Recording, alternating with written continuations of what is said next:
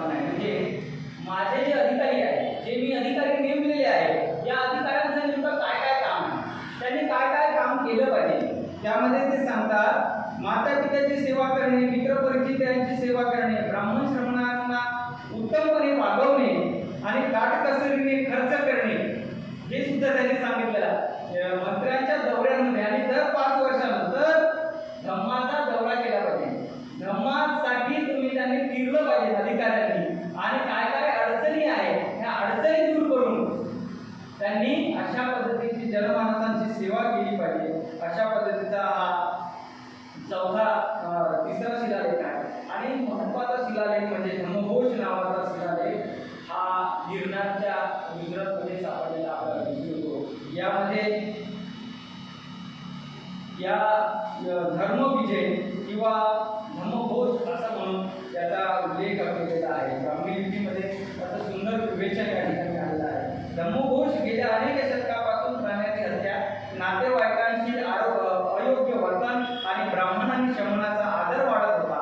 परंतु देवानाम प्रिय प्रियदसी राजा असो, धर्माचरणामुळे भरीव घोष, ज्याला युद्धाचा आवाज म्हटला गेला, यानंतर यापुढे कोणीही युद्धाची घोषणा करणार नाही तर धर्माची घोषणा करेल, अशा पद्धतीची भूमिका या चौथ्या शिलालेखामध्ये प्रामुख्याने केलेली आहे.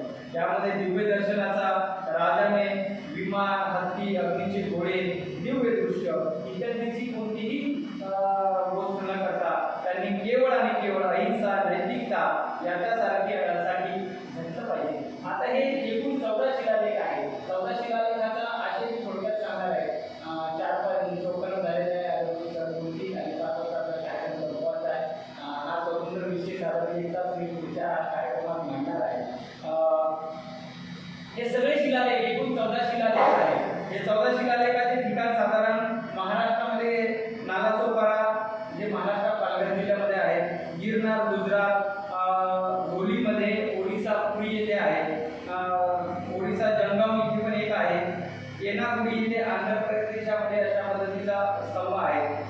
आताचं जे पाकिस्तान आहे शहाबाज गडी इथे सुद्धा अशा पद्धतीचा स्तंभ आपल्याला दिसून येते. आणि 10 नंबरचा अत्यंत महत्त्वाचा शिलालेख आहे ज्याचा उल्लेख होणं अत्यंत गरजेचं आहे. मी कोणत्याही प्रसिद्धीसाठी अशा पद्धतीचे स्तंभ किंवा शिलालेख किंवा विहार किंवा गुंफा कोरलेला नाही. हा माझा उदो होईल याच्यासाठी सुद्धा मी हे केलेलं नाही, तर येणाऱ्या पिढीला हे अधिक मार्गदर्शन होईल अशा पद्धतीचा हा 10 नंबरचा शिलालेख अत्यंत वाचनीय शिलालेख आहे.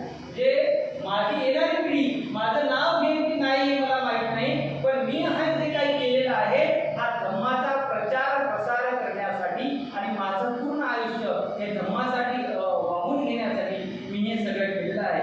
अशा पद्धतीचा उल्लेख 10व्या शिलालेखामध्ये आपल्याला आढळून येतो.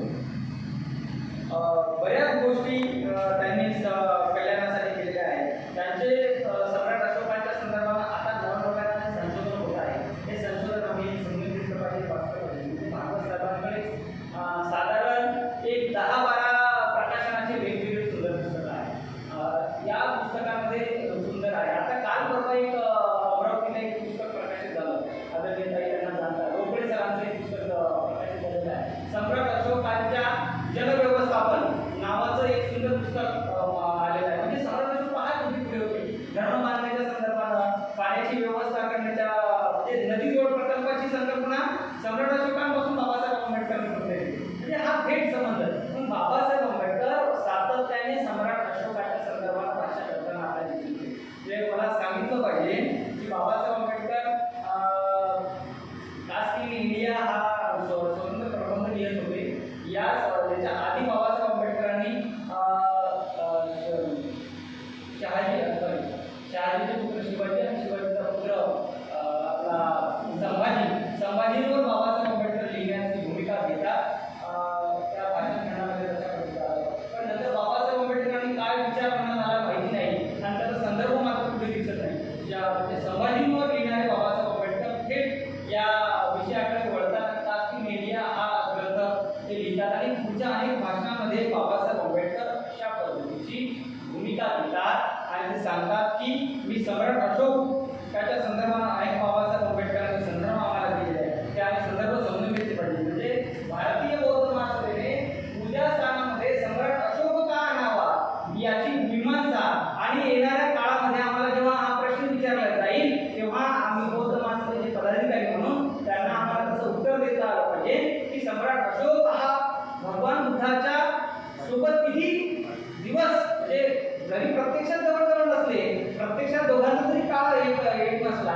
तरीही यांची जी भूमिका होती हे धर्माची भूमिका होती, संघाची भूमिका असलेली आपल्याला दिसून येते. आणि म्हणून बाबासाहेब आंबेडकरांनी वेगवेगळ्या ग्रंथांमध्ये अशा पद्धतीचं सम्राट अशोकाचा उल्लेख या ठिकाणी आपल्याला केलेला दिसून येते. बाबासाहेब आंबेडकरांचा पहिला संदर्भ आपल्याला 14 ऑक्टोबर 1956 नागपूरच्या दीक्षाभूमीच्या वेळेस जेव्हा जे बाबासाहेब आंबेडकरांनी पत्र जारी केलेलं आहे त्या दिवशी, ज्या दिवशी बाबासाहेब आंबेडकरांचं वाक्य पहा, ज्या दिवशी सम्राट अशोकाने बौद्ध धर्माची दीक्षा घेतली तो दिवस म्हणजे अशोका विजयादशमी होय. आम्ही आज त्याच परंपरेला उजाळा देत आहोत. अशा पद्धतीची भूमिका बाबासाहेब आंबेडकरांची करणार. अशोक विजयादशमीचा संदर्भ बाबासाहेब आंबेडकर शस्त्र विजय सोडून शांतीचा विजय आहे अशा पद्धतीची भूमिका घेतली जाते. त्याच नागपुरामध्ये आजही शस्त्राची पूजा होते, त्याच्यासाठी आपण काल परवा मोर्चा काढलेला आहे. आणि हा त्याच ठिकाणी बाबासाहेब आंबेडकरांनी दीक्षा घेतलेली आहे. शस्त्र विजय नसून शस्त्र टाकून दिले पाहिजे आणि धम्मविजय म्हणून, शांतीचा विजय म्हणून त्या दीक्षाभूमीला हे आहे. पुढे राजमुद्रा आणि ध्वज हे सुद्धा बाबासाहेब आंबेडकर आपल्या भारताच्या ध्वजावर अशोक चक्र आणि चिन्ह याचा प्रतीक म्हणून वापरले जाते. ते सुद्धा बाबासाहेब आंबेडकरांनी सम्राट अशोकाचा सन्मानपूर्वक अशा पद्धतीची भूमिका घेतलेली आम्हाला दिसून येते. त्याचबरोबर प्राण्याच्या क्रांती प्रतिक्रांतीमध्ये बाबासाहेब आंबेडकरांनी सुंदर सम्राट अशोकाच्या संदर्भात भूमिका घेतली आपल्याला दिसून येते. ते बाबासाहेब आंबेडकर या क्रांती प्रतिक्रांती ग्रंथामध्ये म्हणतात, सम्राट अशोकाने यज्ञ संस्थेवर आणि प्राण्याच्या हत्तीवर बंदी घालून केवळ धार्मिक नव्हे तर एक मोठे सामाजिक क्रांती घडवून आणली आहे. पहा, केवळ धार्मिक क्रांती केली नाही. सम्राट अशोकाने केवळ प्राणी हत्या बंद करून धार्मिक तत्वज्ञान देण्याचं किंवा धार्मिक क्रांती नाही आहे, तर ही एक मोठी सामाजिक क्रांती आहे. अशा पद्धतीची भूमिका सम्राट अशोकाने घेतली आहे. अशा पद्धतीचं विचार बाबासाहेब आंबेडकर आपल्या क्रांती प्रतिक्रांती नावाच्या ग्रंथामध्ये ते ठेवतात. भारतीय संविधानामध्ये सुद्धा बाबासाहेब आंबेडकरांनी सम्राट अशोकाला अतिशय सन्मानजनक भेट त्या ठिकाणी दिलेली आहे. थेट भाषणामध्ये सुद्धा बाबासाहेब आंबेडकरांच्या सारणातील स्तंभाचा आणि चक्राचा आणि सिंहाच्या प्रतिकृतीचा उल्लेख होताना आपल्याला दिसून येते. पुढे जो बाबासाहेब आंबेडकरांचा शेवटचा आणि महत्त्वपूर्ण ग्रंथ ठरलेला आहे जो म्हणजे बुद्ध आणि त्यांचा धम्मग्रंथ. या धम्मग्रंथामध्ये सुद्धा बाबासाहेब आंबेडकरांच्या प्रस्तावनेमध्ये सुद्धा सम्राट अशोकाचा उल्लेख आदरपूर्ण येताना दिसून येतो. पुढच्या काळात बाबासाहेब आंबेडकर बुद्ध धर्माचा इतिहास सम्राट अशोकाचा उल्लेख केल्याशिवाय पूर्ण होत नाही. बुद्धाने जो धम्म सांगितला आहे तो केवळ एखाद्या कोपऱ्यापर्यंत मर्यादित न ठेवता त्याला जागतिक स्वरूप देण्याचे काम महान सम्राट अशोकाने केले आहे. अशा पद्धतीची भूमिका बाबासाहेब आंबेडकर घेतात.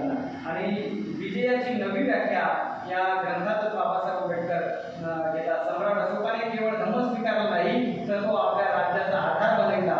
ज्याने धम्म महामात्याची नियुक्ती केली आणि शिलालेख तोडले आणि प्रजेच्या कल्याणासाठी धम्माचा वापर केला.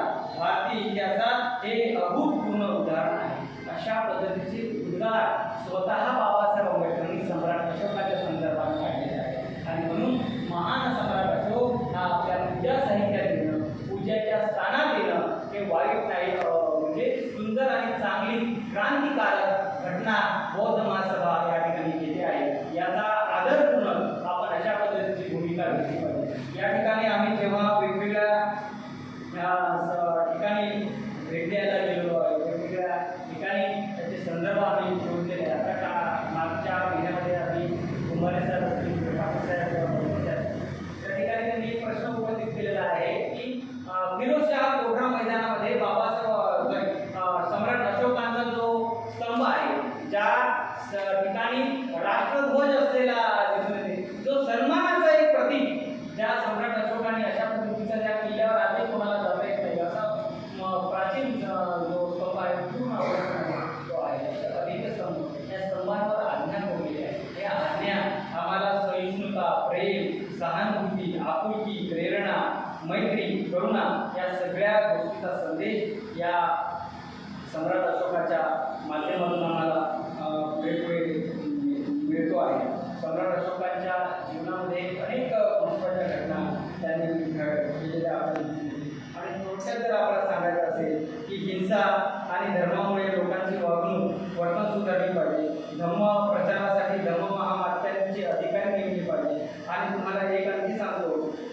की पुढे आणखी एक 6 नंबरचा शिलालेख सुटला जो सांगणं गरजेचं आहे.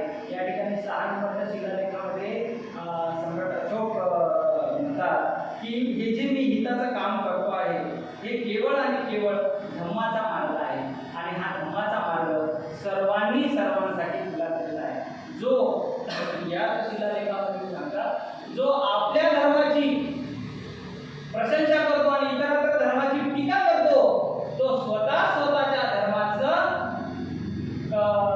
म्हणजे स्वतःच्या धर्माला खच्चीकरण करतो आणि लयास येतो अशा पद्धतीचा आहे. म्हणून इतरत्र धर्माची सुद्धा त्याच पद्धतीने आपुलकीने त्यांचं सांत्वन आणि त्यांचं जे विश्लेषण आहे ते केलं पाहिजे आणि स्वतःच्या इतरत्र धर्मावर टीका न करता स्वतःचा धर्म अधिक कसा चांगला आहे तेवढंच सांगत चालणं हे सुद्धा या शिलालेखामध्ये सम्राट अशोकांनी सांगितलेलं आपल्याला दिसते. म्हणून चौदाही शिलालेख अत्यंत अभ्यासपूर्ण आहे आणि त्याचं छोटे जरी असले म्हणजे छोट्या खोलीवर जरी असले तरीही त्याचं महत्त्व काय आहे आणि म्हणून भारतीय बौद्ध महासभेने अशा पद्धतीने सम्राट अशोकाच्या शिलालेखाच्यावर जे आशय असलेला आपल्याला दिसते जे त्यांच्या स्तंभाबद्दलही सांगण्यात आहे जे 4 सिंहाचा स्तंभ इथेच का किंवा घोड्याचा स्तंभ होता हत्तीचा स्तंभ होता घोड्याचा स्तंभ होता.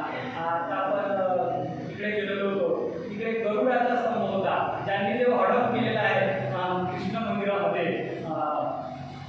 लोटस टेम्पलच्या बाजूला ते असे स्तंभ त्यांनी उभारलेले आहेत जे इतिहासाची साक्ष आम्हाला देते आणि म्हणून इतिहास सूर्य म्हणून जर कोणी असेल तर ते महान सम्राट अशोक आहे.